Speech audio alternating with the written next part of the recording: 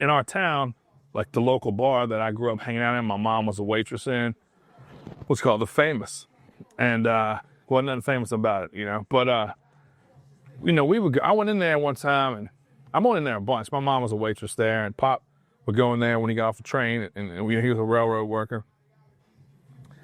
And he, you know, he comes from very modest beginnings, and we didn't have a lot either, but we had more than him and his brothers and sisters had. You know, there was 10 of them. And for most of my life, he used a rope or something else as a belt.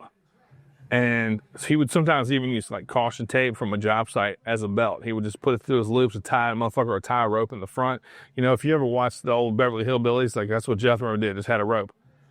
Pop did that for many, many, many, many years. But we got him a belt for Christmas one year. And his buddy Murdoch, who was a fucking loose cannon, crazy motherfucker.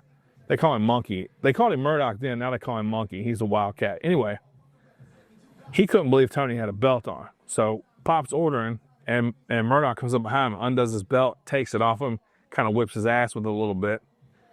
And, you know, it's a beer joint, you know, it's a drinking environment. So it wasn't like an urgent thing. He knew his buddy took it off of him, so it wasn't going to be that big a deal. But, you know, the evening kind of goes through and goes through and goes through, and by then, it had been passed around, and who knows where it had ended up. So Pop goes up to Murdoch. He says, "Where's my belt?" And Murdoch says, "I don't know." And Pop said, "Where's my fucking belt?" And these guys knew each other from the railroad. They had traveled together. They lived in what they call camp cars together. It's like where they would pull a train car off the side of the track and have a fire, you know, like a fire pit, and they call them camp cars. They'd stay there while they worked on track. And they'd known each other since they were little kids.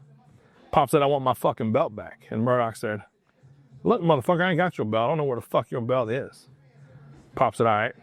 So by this time, it's the 90s, and The Famous had a DJ up front right by the door called DJ Lone Wolf.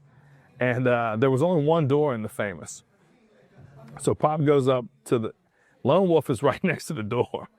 And Pop goes up there and he locks the door, and he grabs the microphone from Lone Wolf, and he goes, "You know, I want my belt back, and I'm going to start knocking motherfuckers out until I get it." And then he punched DJ Lone Wolf in the face and laid him on the ground. And then he just started putting motherfuckers down.